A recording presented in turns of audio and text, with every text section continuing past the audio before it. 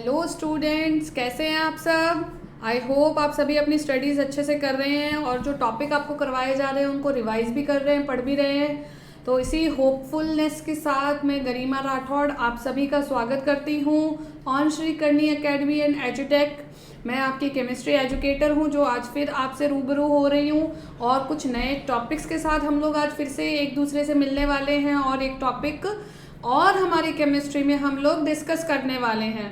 आप लोगों सभी को ध्यान है बेटा, हम लोग हमारे केमिस्ट्री का 3rd चैप्टर हम लोगों ने स्टार्ट किया था जिसका नाम था इलेक्ट्रोकेमिस्ट्री, विद्युत रसायन, और उसका एक टॉपिक इंट्रोडक्शन वाला जो पार्ट था वो और विद्युत अपघटनी सेल से संबंधित टॉपिक हम लोग डिस्कस कर चुके हैं। आज हम लोग उससे आगे से हमारा टॉपिक स्टार्ट करेंगे। तो लेट्स सी अगला टॉपिक हमारा कौन सा है, बहुत इंपॉर्टेंट और बहुत इंटरेस्टिंग। देखिए आज हम लोग स्टार्ट कर रहे हैं गैल्वेनिक सेल से। किससे? गैल्वेनिक सेल से। कल हमने विद्युत अपघटनी सेल पढ़ा है और आज हम लोग गैल्वेनिक सेल की स्टडी कर रहे हैं। गैल्वेनिक सेल का क्या मतलब है, देखो बेटा, यह सेल निम्नलिखित रिडॉक्स अभिक्रिया में उत्सर्जित रासायनिक ऊर्जा को विद्युत ऊर्जा में परिवर्तित करता है। क्या ध्यान देना है आप लोगों को, यही बात ध्यान देनी ही है कि परिभाषा में हम क्या पढ़ रहे हैं। ये जो सेल है किस काम आ रहा है हमारे, यह सेल कौन से रिडॉक्स अभिक्रिया को उपयोग में ले रहा है, जो मैंने आपके लिए यहाँ नीचे लिखी है, इस अभिक्रिया का यह उपयोग ले रहा है। और गैल्वेनिक सेल का मतलब हमने क्या पढ़ा था, जिसमें रासायनिक अभिक्रिया के माध्यम से उत्पन्न ऊर्जा को विद्युत ऊर्जा में कन्वर्ट किया जाता है। वो सेल क्या कहलाता है? गैल्वेनिक सेल कहलाता है। क्लियर है आप सभी के दिमाग में एवरीबॉडी? तो शॉर्ट में आप बेटा इस तरह से भी लिख सकते हो गैल्वेनिक सेल को कि वह युक्ति, वह सेल जिसमें रासायनिक ऊर्जा को वैद्युत ऊर्जा में रूपांतरित किया जाता है, उसे हम क्या कहते हैं? गैल्वेनिक सेल कहते हैं। Understood everybody? तो रिएक्शन देखेंगे, इसमें हम क्या करते हैं, जिंक जो धातु है वह परिवर्तित होती है जिंक आयनों के रूप में, और कॉपर आयन जो हैं वे परिवर्तित होते हैं कॉपर धातु के रूप में। ये जनरल से एक रिएक्शन आपके सामने लिखी है ताकि बेसिक कॉन्सेप्ट आपको क्लियर हो जाए। आगे देखिए, जब Zn2+ तथा Cu2+ आयनों की सांद्रता 1 इकाई होती है तो इसका विद्युतीय विभव 1.1 वोल्ट होता है। यदि दोनों की सांद्रता समान है, कितनी है? 1 मोल प्रति डेसीमीटर क्यूब, तब विद्युत विभव दोनों अर्धसेलों के मध्य का विद्युत विभव कितना होगा? 1.1 वोल्ट। इस प्रकार की युक्ति को क्या कहते हैं? गैल्वेनी सेल या वोल्टीय सेल कहते हैं। ठीक है, तो वोल्टीय सेल आए तो भी वही बात, गैल्वेनी सेल आता है तो भी वही बात। आपको क्वेश्चन फ्रेम किसी भी तरह से किया जाता है, पता होना चाहिए आंसर हमने जो पढ़ा है उसमें से, इतने सारे टॉपिक में से, इतने सारे नोट्स में से कौन सा प्रॉपर आंसर हमें लिखना है। क्लियर है बात? आगे चलते हैं बेटा, क्या पढ़ना है आगे देखिए।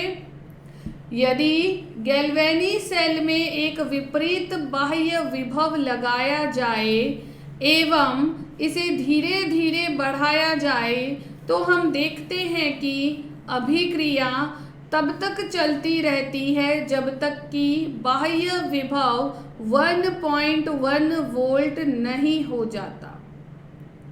समझ रहे हो बात को? हमने क्या किया, अटैच किया, 2 पात्र लिए, एक में जिंक सल्फेट के विलयन में, एक में कॉपर सल्फेट के विलयन में हमने ऐड कर दिया, बाह्य विभव लगाया यदि तो हमने देखा 1.1 वोल्ट विभव।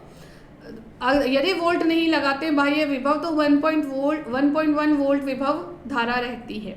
लेकिन जैसे ही हम बाह्य विभव लगाते हैं तो अभिक्रिया 1.1 वोल्ट नहीं हो जाए तब तक चलती रहती है। इस स्थिति में अभिक्रिया पूर्णतः रुक जाती है एवं सेल में विद्युत धारा प्रवाहित नहीं होती। बाह्य विभव में कोई भी अतिरिक्त वृद्धि अभिक्रिया को पुनः परंतु विपरीत दिशा में प्रारंभ कर देती है। अब यह एक विद्युत अपघटनी सेल के समान कार्य करती है, जो कि एक स्वतः अप्रवर्तित रासायनिक अभिक्रिया को विद्युतीय ऊर्जा के उपयोग से प्रारंभ करने की युक्ति है। दोनों ही सेल बहुत महत्वपूर्ण होते हैं। आइए मैं आपको अच्छे से एक्सप्लेन करती हूँ with the help of this figure जो आपके सामने दिख रहा है।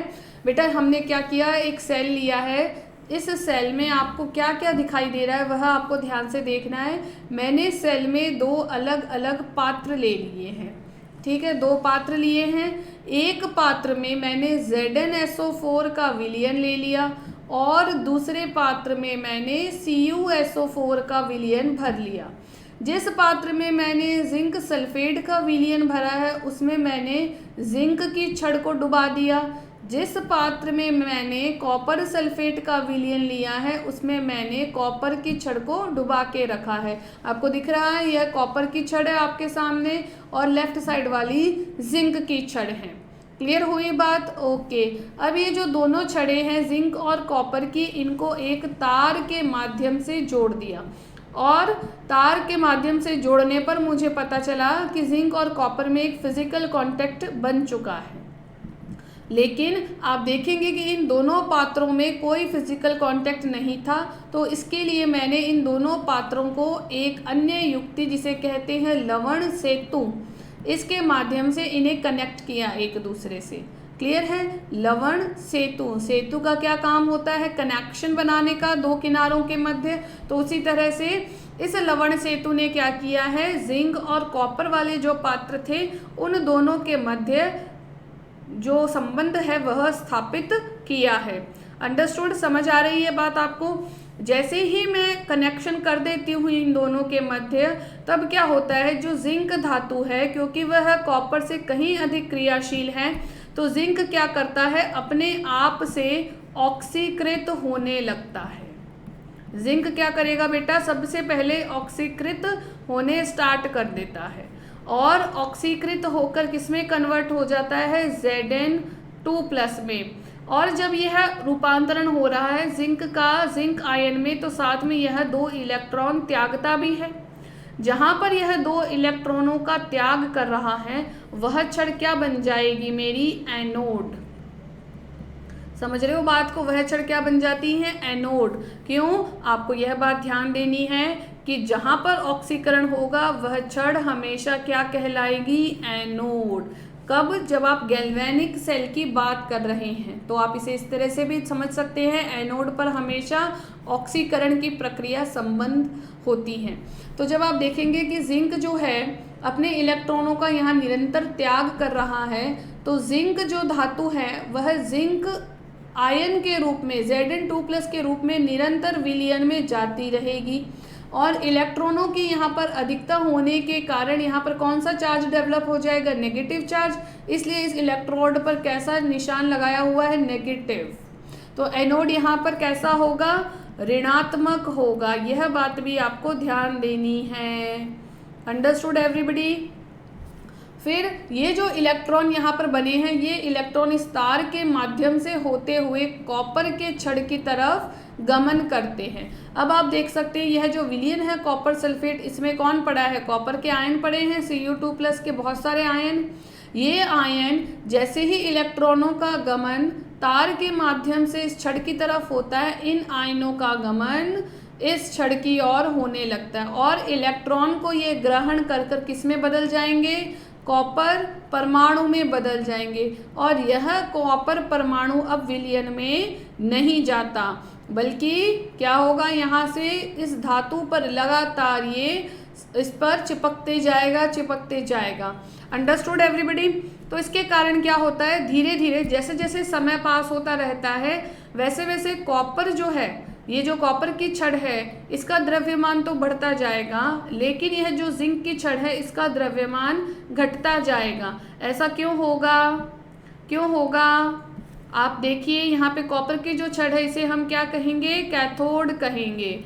और यहाँ पर क्या हो रहा है, कॉपर आयन जो हैं वो इलेक्ट्रॉन ग्रहण कर रहे हैं। तो मैं इस तरह से लिख सकती हूँ इस बात को, कॉपर आयनों के इलेक्ट्रॉन ग्रहण करने को इस तरह से लिखा जा सकता है बेटा कि Cu2+ आयन आया, इलेक्ट्रॉन जो तार के माध्यम से जिंक छड़ से आया था वह ग्रहण करके किसमें परिवर्तित हो गया, कॉपर परमाणु में।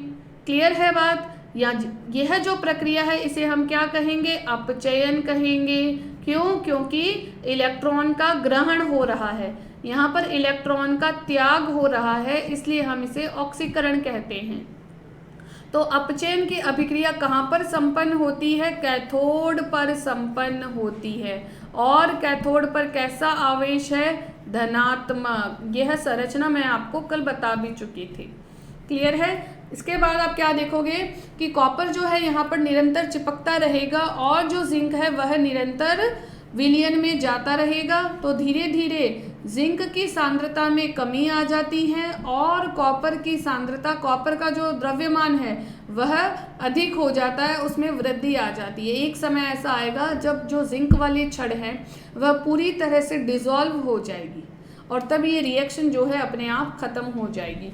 आप देख सकते हैं इलेक्ट्रॉनों का प्रवाह जिंक से कॉपर छड़ की तरफ है और हम जानते हैं कि यदि हम विद्युत धारा के प्रवाह की दिशा पढ़ना चाहते हैं तो वह प्रवाह हमेशा इलेक्ट्रॉनों के प्रवाह की दिशा के उल्टा होता है। तो ये यहाँ पे लिखा हुआ है करंट, यानी यह विद्युत धारा का प्रवाह है जो कॉपर से जिंक की तरफ है, जबकि इलेक्ट्रॉनों का प्रवाह कहाँ है, जिंक से कॉपर की तरफ है।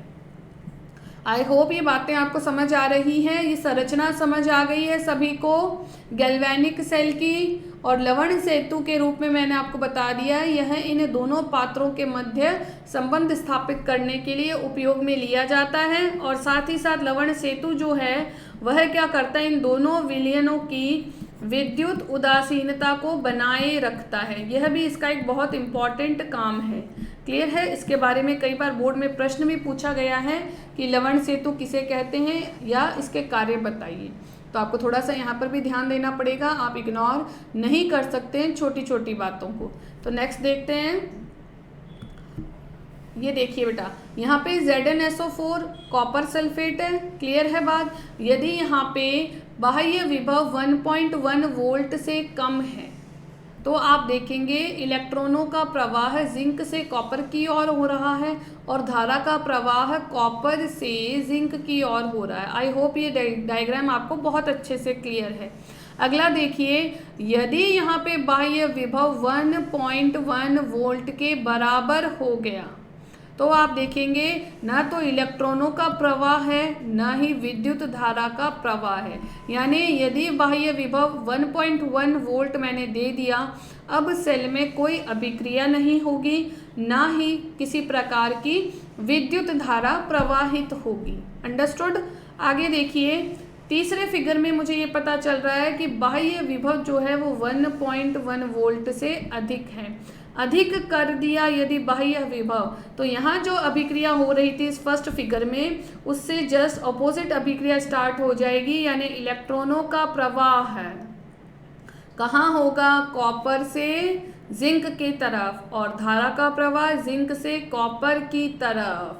समझ आ रही है बात आपको? यानी अब आपने अभिक्रिया संपन्न करवाई है तो किसके माध्यम से, बाह्य विभव के माध्यम से। तो यहाँ पर यह जो सेल है ये गैल्वेनी सेल नहीं बल्कि किसके समान कार्य करने लगेगा, विद्युत अपघटनी सेल के समान कार्य करने लगेगा। क्यों? क्योंकि यहाँ पर जो अभिक्रिया अब हो रही है वो हम जो बाहर से विद्युत विभव उपलब्ध करा रहे हैं इसके कारण संपन्न होती है। अंडरस्टूड? जबकि जो फर्स्ट फिगर है यहाँ पर हमने कोई विद्युत वाहक बल उपलब्ध नहीं कराया है और रिएक्शन अपने आप से प्रोसीड हो रही थी, जिसके कारण हमें बाह्य परिपथ में विद्युत धारा प्राप्त हुई। तो यह क्या है, यह है आपका गैल्वेनी सेल।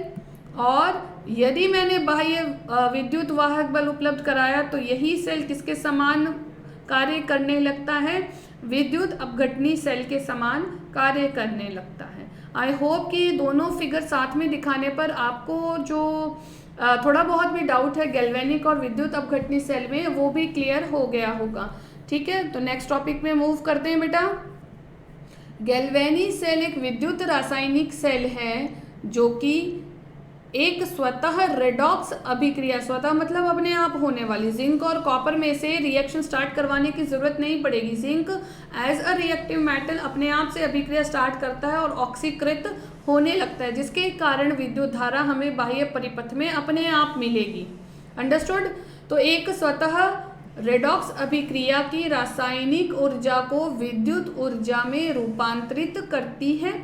इस युक्ति में स्वतः रेडॉक्स अभिक्रिया की गिब्स ऊर्जा विद्युत कार्य में रूपांतरित होती है।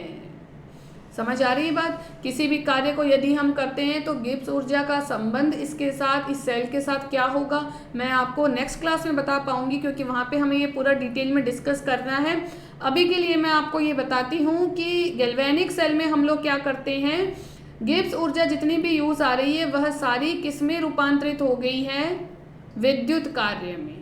ओके, जिसको मोटर या अन्य विद्युतीय युक्तियों जैसे हीटर, पंखा, गीजर इत्यादि में उपयोग में लिया जा सकता है। डेनियल सेल, जिसका वर्णन पहले किया जा चुका है, एक ऐसी ही सेल है जिसमें, ध्यान रखेंगे मैं बात कर रही हूँ डेनियल सेल की। डेनियल सेल वो सेल है, वो गैल्वेनिक सेल है जिसमें जिंक और कॉपर के मध्य अभिक्रिया करवाई जाती है। किसके मध्य? जिंक और कॉपर के मध्य। यदि एग्जाम में आता है डेनियल सेल तो रिएक्शन स्पेसिफिक आपको यही लिख के आनी है, कोई और अपनी मर्जी से मत लिख के आ जाना, क्योंकि डेनियल सेल क्या है, गैल्वेनिक सेल का एक उदाहरण है। तो देखिए, देखते हैं डेनियल सेल में निम्नलिखित रेडॉक्स अभिक्रिया होती है। कौन सी? जिंक धातु Zn+Cu2+ कॉपर के आयन किसमें कन्वर्ट हो रहे हैं, कॉपर में, और जिंक जो धातु है वह किसमें कन्वर्ट हो रही है, Zn2+ आयनों में कन्वर्ट होती है। ठीक है, डेनियल सेल की रिएक्शन आपको यहाँ पे बता दी गई है। यह अभिक्रिया दो अर्ध सेल अभिक्रियाओं का संयोजन है। ये जो रिएक्शन आप देख रहे हैं यहाँ पे Zn+Cu2+ गिव्स Zn2+ Cu, ये दो हाफ रिएक्शन से, दो अर्ध सेल अभिक्रियाओं से मिलकर बनी है, जिनका योग समग्र सेल अभिक्रिया देता है। मैं आपको फिर से बता देती हूँ, हाफ सेल रिएक्शन का मतलब क्या है। जैसे अगर आप ये फिगर देख रहे हैं तो यह जो पात्र है वो अलग है, यह पात्र अलग है। क्लियर है? यह दोनों मिलके तो हमें क्या दे रहे हैं, एक सेल दे रहे हैं, किंतु यदि केवल इस पात्र की बात की जाए तो यह हमें देता है एक अर्ध सेल। क्लियर है? यहाँ पे अर्ध सेल और दूसरा अर्ध सेल जिंक वाला जो पात्र है वह देगा हमें। तो दो अर्ध सेल मिलके क्या बना देंगे, एक पूर्ण सेल, कंप्लीट सेल। तो इस अर्ध सेल पे क्या हो रहा है, क्या हो रहा है, रिडक्शन हो रहा है, अपचयन हो रहा है। तो यहाँ पर होने वाली अभिक्रिया को हम क्या कह सकते हैं, अर्ध सेल अभिक्रिया या फिर अपचयन, या फिर अपचयन अर्ध अभिक्रिया भी इसे कहा जा सकता है। क्योंकि इस अर्ध सेल पर जो जिंक से बना है यहाँ पर ऑक्सीकरण होता है, तो हम इस पर होने वाली अभिक्रिया को ऑक्सीकरण अर्ध अभिक्रिया भी कह सकते हैं। यदि ऑक्सीकरण अर्ध अभिक्रिया और अपचयन अर्ध अभिक्रिया को जोड़ूंगी तो मेरे पास क्या आ जाएगी, कंप्लीट सेल रिएक्शन मेरे पास बन जाएगी, जो मैं आपको अभी फिर से दिखा देती हूँ। ये है हमारी complete cell reaction Daniel cell के लिए। Zinc plus Cu2+ gives Zn2+ Cu। और यहाँ पे आप क्या देख रहे हैं, अर्ध सेल अभिक्रिया जो कॉपर के लिए है। तो ये कॉपर का क्या हो रहा था बेटा, अपचयन। तो इस अभिक्रिया को क्या कहा जा सकता है, अपचयन अर्ध अभिक्रिया भी कहा जा सकता है। तो इसमें क्या हो रहा है, Cu2+ आयन 2 इलेक्ट्रॉन एक्सेप्ट करके कॉपर धातु में परिवर्तित होता है, जबकि ऑक्सीकरण अर्ध अभिक्रिया में जिंक धातु 2 इलेक्ट्रॉनों का त्याग करती है और Zn2+ आयनों में परिवर्तित होती है। और मैंने आपको बताया था चित्र के माध्यम से कि 2 इलेक्ट्रॉन जो हैं वो तार के माध्यम से होते हुए कॉपर की छड़ की तरफ गमन कर जाते हैं। क्लियर है बात। और वहीं से हमें क्या प्राप्त हो रही है, विद्युत धारा प्रवाहित होती हुई प्राप्त होती है। ये अभिक्रियाएं डैनियल सेल के दो भिन्न भागों में होती हैं। अभी अभी मैंने आपको चित्र से बताया है, कॉपर वाली साइड में अपचयन और जिंक वाली साइड में ऑक्सीकरण की अभिक्रिया पृथक रूप से संपन्न हो रही है। अपचयन अर्ध अभिक्रिया कॉपर इलेक्ट्रोड पर होती है, जबकि ऑक्सीकरण अर्ध अभिक्रिया जिंक इलेक्ट्रोड पर संपन्न होती है। सेल के ये दो भाग अर्ध सेल या रेडॉक्स युग्म भी कहलाते हैं। अभी चित्र के माध्यम से मैंने आपको बता दिया था अर्ध सेल का क्या मतलब है। एक जो अकेला पात्र है वह अर्ध सेल के समान कार्य करेगा, दोनों मिलके एक साथ कार्य कर रहे हैं तो वह क्या बन जाता है, हमारा कंप्लीट सेल। तो देखिए आगे, कॉपर इलेक्ट्रोड को अपचयन अर्ध सेल एवं जिंक इलेक्ट्रोड को ऑक्सीकरण अर्ध सेल भी कहा जाता है। क्यों? क्योंकि हम पढ़ चुके हैं कि कॉपर वाले छड़ पे क्या संपन्न हो रहा है, अपचयन की अभिक्रिया संपन्न हो रही है, जबकि जिंक वाली छड़ पर ऑक्सीकरण की अभिक्रिया संपन्न हो रही है। इसलिए हम इन इलेक्ट्रोडों को इस नाम से भी जान सकते हैं, ऑक्सीकरण अर्ध सेल और अपचयन अर्ध सेल। क्लियर है बात। हम विभिन्न अर्ध सेलों के संयोजन से डैनियल सेल जैसी असंख्य गैल्वेनी सेलों की रचना कर सकते हैं। तो अगर हमने पढ़ लिया कि जिंक और कॉपर जो धातुएं हैं वे आपस में जुड़कर एक डैनियल सेल बना रही हैं और रिएक्शन अपने आप प्रोसीड हो रही है, तो इस तरह से हम क्या कर सकते हैं, हमारी मर्जी से और अलग धातुओं का उपयोग करके अलग तरह के सेल बना सकते हैं। ठीक है, लेकिन जो कार्य विधि है, जो क्रिया है जहाँ पर उस सेल में होने वाली, वो बिल्कुल इसी तरह से होगी। यानी हमने क्या किया, दूसरी मेटल का उपयोग करके नए तरह का डैनियल सेल जो है वो डिस्कवर कर लिया। आगे देखिए, प्रत्येक अर्ध सेल में धात्विक इलेक्ट्रोड विद्युत अपघट्य में डूबा रहता है। ये बात आपको मैंने अभी भी बताई है चित्र के माध्यम से। अर्ध सेल किसमें डूबा है बेटा, धात्विक इलेक्ट्रोड जो था वह अपने ही विद्युत अपघट्य में डूबा है। दोनों अर्ध सेल बाहर से एक वोल्ट मीटर एवं एक स्विच के माध्यम से धात्विक तार द्वारा जुड़े रहते हैं। दोनों अर्ध सेलों के वैद्युत अपघट्य में दिखाए गए लवण सेतु द्वारा जुड़े रहते हैं। तो दोनों अर्ध जो सेल थे उनमें हमने क्या भरा हुआ था बेटा, विद्युत अपघट्य लिया था। एक जिंक सल्फेट लिया था, दूसरा कॉपर सल्फेट लिया था, और उन दोनों में कांटेक्ट बनाने के लिए हमने एक सेतु का उपयोग किया था जिसे हम क्या कह रहे थे, लवण सेतु। अंडरस्टूड है? सब कुछ डिस्कस कर चुके हैं हम with the help of the figure जो मैंने आपको अभी थोड़ी देर पहले शो किया था। कभी कभी दोनों ही इलेक्ट्रोड एक ही विद्युत अपघट्य में निमज्ज रहते हैं एवं ऐसी स्थितियों में लवण सेतु की आवश्यकता नहीं होती। प्रत्येक इलेक्ट्रोड वैद्युत अपघट्य अंतरा पृष्ठ पर धात्विक आयनों की प्रवृत्ति विलयन से निकलकर धात्विक इलेक्ट्रोड पर जमा होने की होती है, जिससे कि यह धनावेशित हो सके। उसी समय इलेक्ट्रोड की धातु के परमाणुओं की विलयन में आयनों के रूप में जाने एवं इलेक्ट्रोड पर इलेक्ट्रॉन छोड़ने की प्रवृत्ति होती है, जिससे कि यह ऋणावेशित हो सके। साम्यावस्था पर आवेशों का पृथक्करण हो जाता है एवं दोनों विपरीत अभिक्रियाओं की प्रकृति के अनुसार इलेक्ट्रोड विलयन के सापेक्ष धनात्मक या ऋणात्मक आवेशित हो जाता है। इलेक्ट्रोड एवं विद्युत अपघट्य के मध्य विभवांतर उत्पन्न हो जाता है, जिसे हम क्या कहते हैं, इलेक्ट्रोड विभव कहते हैं। जिसे क्या कहते हैं, इलेक्ट्रोड विभव। इस शब्द को मैं आपको चित्र की सहायता से समझाना चाहूंगी बेटा, ऐसे नहीं क्लियर होगी बात। ठीक है, जब अर्ध सेल अभिक्रिया में प्रयुक्त सभी स्पीशीज की सांद्रता केवल एक इकाई, यहाँ ध्यान देंगे, केवल एक इकाई होती हैं तो इलेक्ट्रोड विभव को मानक इलेक्ट्रोड विभव कहते हैं। इम्पॉर्टेंट बात है मानक इलेक्ट्रोड विभव। सबसे पहले इलेक्ट्रोड विभव को समझेंगे, उसके बाद मानक इलेक्ट्रोड विभव की बात करेंगे। IUPAC के नियमानुसार मानक अपचयन विभव को अब मानक इलेक्ट्रोड विभव कहा जाता है। गैल्वेनी सेल की वह अर्ध सेल जिसमें ऑक्सीकरण होता है एनोड कहलाती है एवं विलयन के सापेक्ष इसका विभव ऋणात्मक होता है। अब मैं आपको ये बात अच्छे से बताऊंगी क्या मतलब है इलेक्ट्रोड विभव का। दूसरी अर्ध सेल जिसमें अपचयन होता है कैथोड कहलाती है एवं इसका विभव विलयन के सापेक्ष धनात्मक होता है।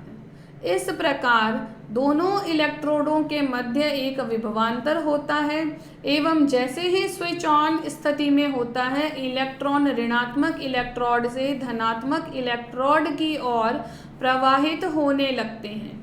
विद्युत धारा के प्रवाह की दिशा इलेक्ट्रॉनों के प्रवाह की दिशा के विपरीत होती है। अंडरस्टूड। थोड़ा सा मैं आपको डायग्राम के थ्रू ये समझाना चाहूँगी बात इलेक्ट्रोड विभव से रिलेटेड। सपोज मेरे पास ये पात्र है जिसमें मैंने कोई विद्युत अपघट्य भर रखा है और इसमें मैंने धातु की एक छड़ डुबा रखी है। अब ठीक है, अब यहाँ पे 3 पॉसिबिलिटी होती है बेटा। एक तो यह कि ये जो धात्विक छड़ है यहाँ से इलेक्ट्रॉन जाए विलयन में, ठीक है, इस पे इलेक्ट्रॉन बने और ये जो आयन है वे विलयन में चले जाएं, तब तो ये किस तरह से चार्ज हो जाएगी, नेगेटिव चार्ज आ जाएगा यहाँ पर। दूसरी पॉसिबिलिटी ये हो सकती है कि विद्युत अपघट्य लेने के पश्चात मैंने छड़ को यहाँ डुबा रखा है तो इलेक्ट्रॉन नहीं बल्कि यहाँ पे सारे के सारे जो आयन है वे इसकी तरफ मूव करें और इस पे सारा का सारा प्लस आवेश आ जाए। तीसरा चांस ये है कि दोनों ही अभिक्रिया ना हो और यह जो इलेक्ट्रोड है यह अनावेशित पड़ी रहे। समझ में आई ये बात आपको। यदि यहाँ पे धनावेशित इलेक्ट्रोड ऋणावेशित हो गई इलेक्ट्रोड तो ये किसके समान कार्य करेगी, एनोड। यदि यह धनावेशित हो गई किसके सापेक्ष, विलयन के सापेक्ष, तो यह कार्य करेगी कैथोड के समान। और यहाँ पर कौन सी अभिक्रिया होगी, रिडक्शन की अभिक्रिया होगी, यहाँ पर होगी ऑक्सीडेशन की अभिक्रिया। तो यह क्या बन जाएगा, ऑक्सीडेशन हाफ सेल और ये क्या बन जाएगा, अपचयन अर्ध सेल। क्लियर है बात। गैल्वेनी सेल के दोनों इलेक्ट्रोडों के बीच विभवांतर सेल विभव कहलाता है। क्या कहलाता है, सेल विभव, एवं इसे वोल्ट में मापते हैं। सेल विभव कैथोड एवं एनोड के इलेक्ट्रोड विभवों का अंतर होता है। कैथोड और एनोड के इलेक्ट्रोड विभव का अंतर क्या कहलाता है, सेल विभव कहलाता है, जिसे हम अपचयन विभव भी कह सकते हैं। इसे सेल विद्युत वाहक बल EMF भी कहा जाता है, इलेक्ट्रोमोटिव फोर्स। इस समय सेल में से कोई धारा प्रवाहित नहीं हो रही होती। अब यह स्वीकृत परिपाटी है कि गैल्वेनी सेल को लिखते समय हम एनोड को बाईं ओर एवं कैथोड को दाईं ओर लिखते हैं। ये जो रूल्स है इसको रिप्रेजेंट करने के लिखने का जो तरीका है वो भी मैं आपको समझाऊंगी। गैल्वेनी सेल को लिखने के लिए साधारणतया धातु एवं विद्युत अपघट्य के मध्य एक ऊर्ध्वाधर रेखा खींचकर एवं 2 विद्युत अपघट्यों को यदि वह लवण सेतु द्वारा जुड़े हैं तो उनके मध्य 2 ऊर्ध्वाधर रेखाएं खींचकर लिखा जाता है। इस परिपाटी के अनुसार लिखे सेल का EMF कैसा होगा, हमेशा धनात्मक होगा। क्यों होगा इसको मैं आपको बताऊंगी एग्जाम्पल के द्वारा।